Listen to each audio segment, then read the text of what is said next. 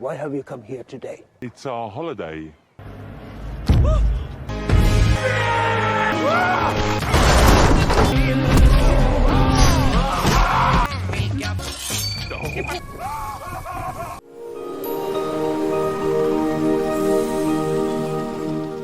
Film dimulai dengan diperlihatkan sebuah mobil yang berisi sebuah keluarga dari pria ini yang bernama Richard, istrinya Susan dan kedua anaknya Jesse dan Sam. Mereka semua berkendara menggunakan mobil akan berlibur ke sebuah pulau yang bernama Sefalta. Di dalam perjalanan, Susan menceritakan tentang yang terjadi pada pulau tersebut pada tahun 1824 yang dimana pulau tersebut mengkarantina diri, karena pulau tersebut terjangkit wabah flu yang menewaskan banyak warga di sana. Karena kejadian itu, setiap 10 tahun, warga di sana mengadakan tradisi festival yang bernama Karantan. Seperti apa isi tradisi itu? Simak baik-baik alurnya ya. How many people died? Oh, it doesn't actually say. It matter how many people died. It would be nice to have an exact. Singkat cerita, keluarga Richard berhenti di sebuah restoran untuk makan siang. Lalu Susan memesan beberapa menu untuk keluarganya. Karena Sam adalah vegetarian, dia hanya memesan keripik dan memesan burger tanpa daging. Sementara Jesse tak ingin memesan karena tak merasa lapar. Tampak, pelayanan di restoran ini sangat buruk sekali. Bahkan pelayan tersebut menyajikan birnya dengan kasar. Tetapi Susan tetap tenang menghadapinya dengan senyuman. Could I get some cheese on my burger? Nah, Di luar restoran, Sam dan Jesse melihat bangkai burung yang kepalanya terpotong, seperti dipotong oleh seseorang dengan sengaja. What do you think happened? Dunno. Kemudian, Susan memanggil mereka, dan mereka berdua kembali masuk ke restoran. Singkat cerita, mereka telah selesai dengan makannya, dan pelayan datang mengambil piringnya. Saat Susan mengatakan bahwa mereka akan ke Pulau Sefalta dan tiba-tiba, Going to Svolta? pemilik restoran ini begitu terkejut, ketika Richard dan keluarganya akan menghabiskan masa liburannya di pulau itu. Dia berkata bahwa, itu tempat terlarang selama karantina. Namun Susan sangat yakin, jika mereka akan baik-baik saja. Bahkan Richard juga menunjukkan ponselnya jika mereka telah memesan tempat penginapan. Namun pemilik restoran ini tetap berupaya memberitahunya, jika mereka tidak akan disambut baik di pulau itu. Bermuda during Karantan will not be welcome on the island. Ketika Richard akan membayar, pelayan itu tetap memperingatkannya untuk jangan pergi menuju ke pulau itu, dan menyuruhnya untuk pergi pulang segera. Namun Richard tidak menghiraukannya. Mereka telah tiba di pinggir kapal feri, dan mereka pun mengonfirmasi tujuan mereka ke Pulau Sefalta. Petugas kapal pun heran, mendengar keluarga ini akan menuju ke Sefalta selama masa festival Karantan. Namun, keluarga Richard tetap bersikeras ingin pergi ke sana, dan tak khawatir dengan hal itu. Lalu, petugas itu mencatat nama mereka semua untuk berjaga-jaga jika ada bahaya yang terjadi. Come on! All aboard the sailor! Di atas kapal feri, tampak penumpang yang didominasi warga Sefalta, menatap keluarga Richard dengan sangat aneh, seolah-olah tidak menyukai dengan kehadiran mereka. What's happening? I don't know, Richard. I don't know. Singkat cerita, mereka telah tiba di Pulau Sefalta, semua penumpang turun, dan kembali menatap keluarga tersebut. Salah satu dari mereka yakni nenek-nenek, menanyakan tujuannya apa mereka kemari. Richard menjawab hanya untuk liburan dan menonton pertunjukan festival Karantan dari penduduk Sefalta. Namun, nenek-nenek ini seperti tidak senang atas kedatangan mereka. Seperti ada yang sedang disembunyikan. Bahkan salah satu dari mereka juga menyarankan pada keluarga Richard untuk pergi dari pulau ini, karena mereka tidak diterima di sini. Perkataan ini sama persis seperti yang dibicarakan oleh pemilik restoran tadi. Namun Susan berkata bahwa nenek moyangnya meninggoy di pulau ini, lebih tepatnya dihabisi sama penduduk pulau ini, sehingga hal itu mendorong keluarga mereka yang penasaran untuk berkunjung ke pulau ini. Mendengar itu, nenek-nenek ini malah semakin melarang mereka dan mengusirnya. This place, one way or another. Tiba-tiba, ada seorang pria bernama Matt Larson yang menyapa keluarga Richard. Ternyata Mattlah yang menyewakan rumah ibunya kepada keluarga Richard. Awalnya penduduk tersebut menentang kedatangan keluarga ini. Namun, setelah Matt panjang lebar menjelaskan keseluruhannya, Rules of our society in this matter are Not your island. It is not any of your business. I rent my mother's house. akhirnya penduduk pulau ini terpaksa menerima kehadiran keluarga tersebut. Nenek-nenek dan penduduk ini merupakan kelompok komune, yakni sekelompok yang seolah-olah memiliki hak kepemilikan pulau ini, dan membuat aturan tersendiri untuk siapapun yang berkunjung di Pulau Sefalta. Lalu Matt membawa keluarga Richard menuju rumahnya, tempat di mana mereka akan menginap. Diketahui, rumah ini menyimpan beberapa cerita kelam. Salah satunya adalah ibunya Matt yang dibunuh di kursi yang Richard sekarang duduki. Beheaded right there in her favorite chair. Jesus. Richard. Karena suasana cukup suram, Sam dan Jesse pun izin naik ke atas untuk melihat kamarnya. Saat di lantai atas, Jesse melihat ponselnya yang ternyata tak ada sinyal satupun. Lalu tiba-tiba, Matt datang menghampiri Jesse dengan tatapan aneh yang sangat mengerikan, seperti akan ada sesuatu yang menimpa mereka. Maybe you should wear the bell around your neck. Like a young cat.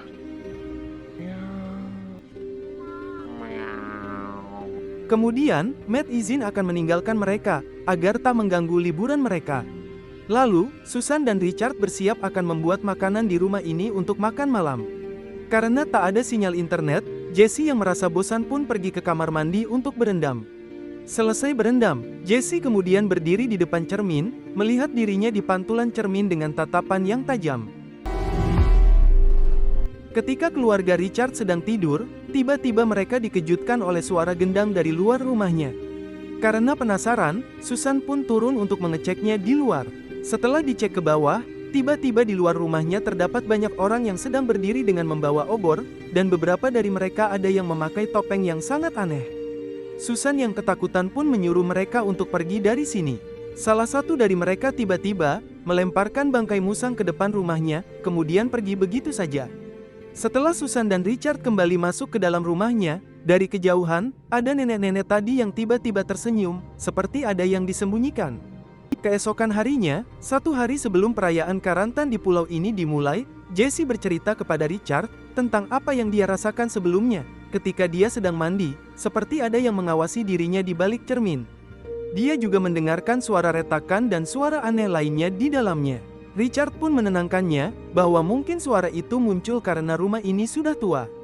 Lalu Richard pergi menemui Matt di rumahnya, dan bertanya tentang segerombolan orang-orang yang sedang membawa obor yang muncul di depan rumahnya. Richard juga memberikan bangkai musang yang dia bungkus menggunakan plastik. Matt mengatakan bahwa, mungkin ini adalah tradisi penyambutan tamu yang datang di pulau ini.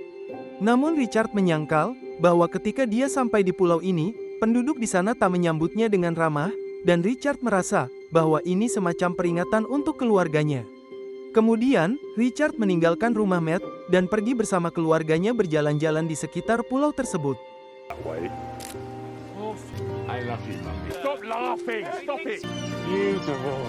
Scene berpindah pada restoran yang keluarga Richard kunjungi sebelumnya. Tiba-tiba pemilik dan pelayannya meninggoy semua. Entah siapa yang melakukan ini semua. Detektif ini pun datang ke Pulau Sefalta, yang disambut langsung oleh rekannya itu. How was Janet? Janet died. I will want to know. Detektif ini pun datang di tengah latihan perayaan Karantan, untuk menginterogasi nenek ini yang diketahui bernama Clara, yang sedang memimpin latihan ini. Setelah detektif itu menanyakannya, namun dia menjawab tak tahu dengan hal itu. You have no jurisdiction here. I'd hate for you to do something with your head. Kemudian, detektif ini kembali meninggalkan pulau tersebut. Jesse dan Sam yang telah selesai dengan jalan-jalannya, mengunjungi restoran di pulau ini. Namun bukannya bertingkah baik, mereka malah mencari masalah. Mereka mengatakan makanan di sini pasti tidak enak, dan ngata-ngatain bahwa perayaan mereka itu sangat konyol dan memalukan. Coming here was a mistake for you. We didn't want to be here, mate. We're only here because our parents want us to stupid fucking play. The waffles are dry anyway. Ketika mereka keluar restoran itu, mereka tak sengaja menabrak 4 orang bertopeng yang sedang membawa 4 peti kayu kosong. Pria bertopeng itu memberi kode, seolah-olah mereka lah yang akan berada di dalam peti kayu tersebut.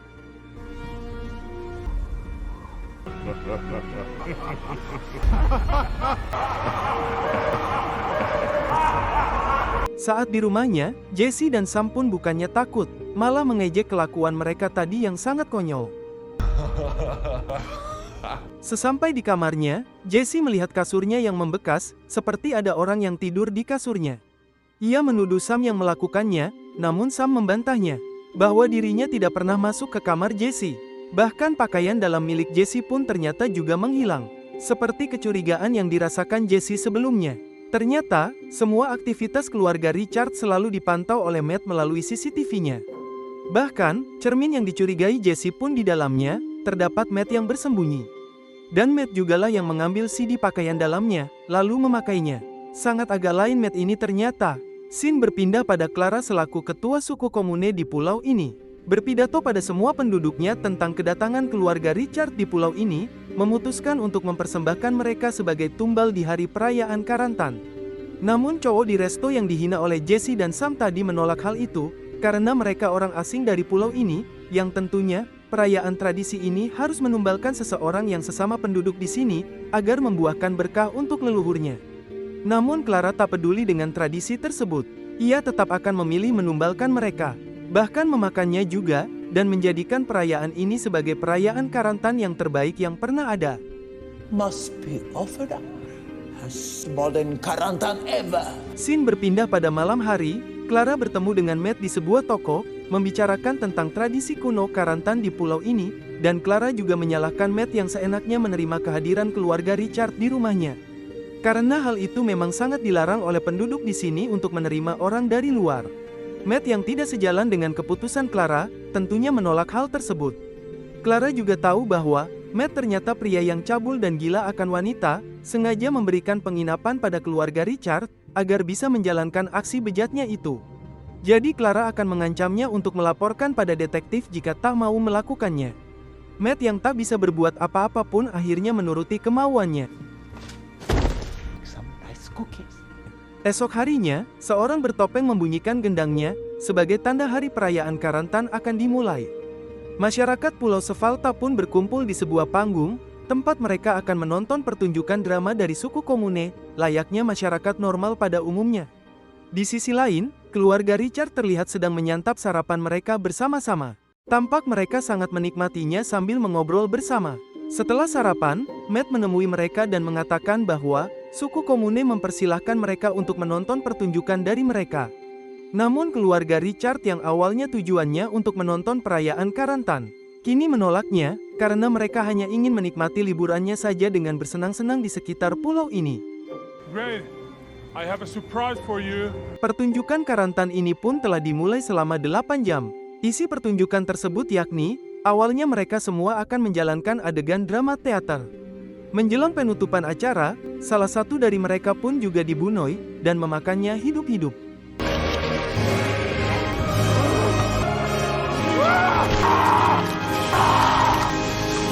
Penduduk yang melihatnya tampak tak merasa takut sedikit pun. Mereka tetap menikmati pertunjukannya hingga selesai. Ternyata, peti yang dibawa oleh 4 seseorang bertopeng tadi hanya untuk kebutuhan drama mereka saja. Bersamaan dengan acara Karantan, keluarga Richard sedang asyik berenang bersama di pinggir danau. Setelah mereka kembali ke rumahnya, di meja makannya, terdapat biskuit yang dibuat oleh Matt untuk mereka. Tanpa merasa curiga satupun, mereka langsung mengambilnya. Biskuit tersebut ternyata mengandung obat tidur, yang membuat kini keluarga Richard pun tertidur pulas. Matt yang melihat mereka dari CCTV-nya pun keluar dari persembunyiannya, lalu dengan nafsunya Matt membuka pakaiannya dan tidur di sebelahnya Jesse. Dan apakah yang terjadi selanjutnya? Inilah yang terjadi. Ternyata mereka hanya pura-pura pingsan saja, dan mereka tahu, biskuit itu mengandung obat.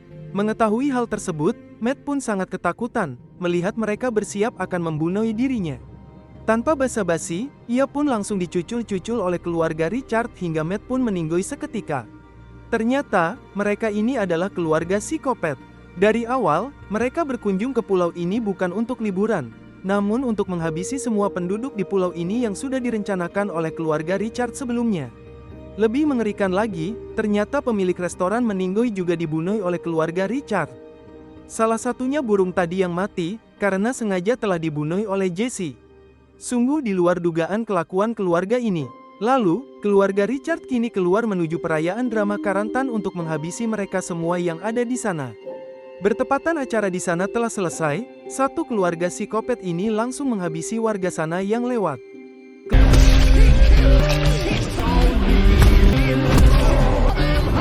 Clara yang mendapatkan informasi bahwa penduduknya telah habisi oleh keluarga Richard dengan kejam, Clara langsung menyuruh penduduk yang tersisa untuk bersembunyi dan keluar dari pulau ini. Sementara dirinya akan menghadapi keluarga tersebut.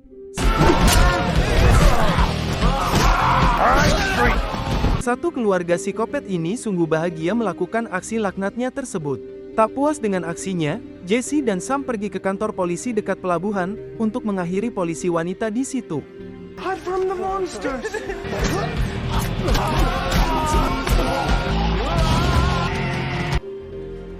Sementara itu, Clara yang akan mencari keluarga psikopat tersebut, dihampiri oleh pria ini yang bernama Sven, menyarankan Clara agar pergi dari pulau ini. Namun dia tidak akan meninggalkan pulaunya. Karena apapun yang terjadi, ia tetap harus mempertahankan pulau ini. Sven lalu memaksa Clara untuk bersembunyi di dalam rumah teater ini bersama beberapa orang di sana. Open this door at once. Find a boat and go. Leaving my island. Ternyata pergerakan mereka diketahui oleh keluarga psikopat tersebut. Lalu mereka mencoba mendobrak pintu rumah teater itu. Clara mencoba menghalau mereka, namun dirinya berhasil tercucul oleh pisau di bagian perutnya oleh si Richard. Untungnya Clara baik-baik saja. Sven langsung membalasnya dengan mencucul pedangnya hingga mengenai kepala Richard. Namun ia juga baik-baik saja.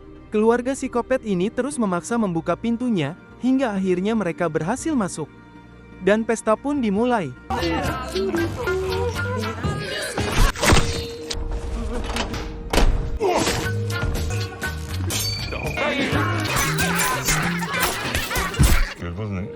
Akhirnya kini semua masyarakat di Pulau Sefalta hampir semuanya dihabisi. Dan jasad mereka dikumpulkan lalu dibakar dijadikan api unggun oleh keluarga Richard. Richard yang dari awal perjalanan sangat kesal dengan sikap Sam tersebut, bahkan dia juga selalu menghina dirinya. Dengan teganya, Fuck you, Richard. Yeah, fuck you too, Sam. langsung saja Richard mencucul leher Sam. Anehnya Susan dan Jesse sama sekali tak terkejut dengan kelakuan Richard kepada anaknya tersebut. Sangat di luar nalar keluarga psikopat ini. Di satu sisi, salah satu keamanan mendeteksi tentang adanya kejadian pembunuhan massal di Pulau Sefalta. Segera menghubungi detektif dan kepolisian lain untuk segera menuju lokasi. Sementara nasib Clara dan Sven ternyata berhasil selamat dari keluarga Richard. Karena pas di rumah teater, mereka sempat bersembunyi sebelum mereka terkena amukan dari keluarga psikopat tersebut. Mereka pun segera menuju ke rumah penginapan keluarga Richard. Sedangkan keluarga Richard kini bersembunyi di rumah Matt dan melihat banyak monitor yang terhubung dengan CCTV yang berada di penginapan mereka. Disgusting pervert. Di dalam rumahnya, Richard menemukan sebuah lorong yang panjang dan terhubung di kedua rumahnya. Mereka pun memasukinya. Ketika Jesse berpura-pura sakit meminta pertolongan, tanpa sengaja, Sven refleks menembakkan shotgunnya mengenai perut Jesse. Namun hal itu tak membuatnya meninggoy. Clara dan Sven yang mengetahuinya bersiap-siap akan membunuhinya. Jesse pun berpura-pura bahwa Matt lah pelaku semua kejadian ini. Clara dan Sven yang memang sudah tua dan pelupa, dengan konyolnya langsung percaya dengan omongan Jesse, dan Sven pun langsung memeriksa seisi rumah ini. Sementara Clara masih di situ menginterogasi Jesse. Lalu, Susan datang dan langsung memeluk Jesse untuk mengelabui Clara. Sementara Sven yang lagi memeriksa di lantai atas, terkejut saat menemukan jasad Matt di kamarnya dengan kondisi tercincang. Kemudian Sven memeriksa kamar lainnya, dan melihat Richard yang sedang terbaring di kasur. Ketika Sven mendekat, langsung saja, Richard mencucul Sven, tetapi Sven sempat menembakkan shotgunnya ke tangan Richard hingga putus. Ben Svensson! It was you. Lambat laun, Clara akhirnya tersadarkan bahwa keluarga inilah pelaku semua pembunuhan terjadi. Namun tiba-tiba, detektif ini langsung menembak kepala Clara hingga hilang, mengira bahwa Clara lah pelaku pembunuhan massal ini terjadi di Pulau Sefalta. Go! Dengan konyolnya, detektif ini malah menyelamatkan keluarga Richard keluar dari pulau menaiki kapal boot. Dari belakang, tampak Pulau Sefalta kini sudah hancur terbakar akibat ulah keluarga ini. That was the best holiday. The family that stay together. Stay together. Ending yang sangat membagongkan. Terima kasih sudah menonton alur cerita film yang berjudul Gateway. Tulis komentarmu tentang video ini. Jika suka dengan video ini, klik like, share, dan subscribe, agar kalian mendapatkan notifikasi video terbaru selanjutnya, dan semoga kalian semua diberi kesehatan selalu.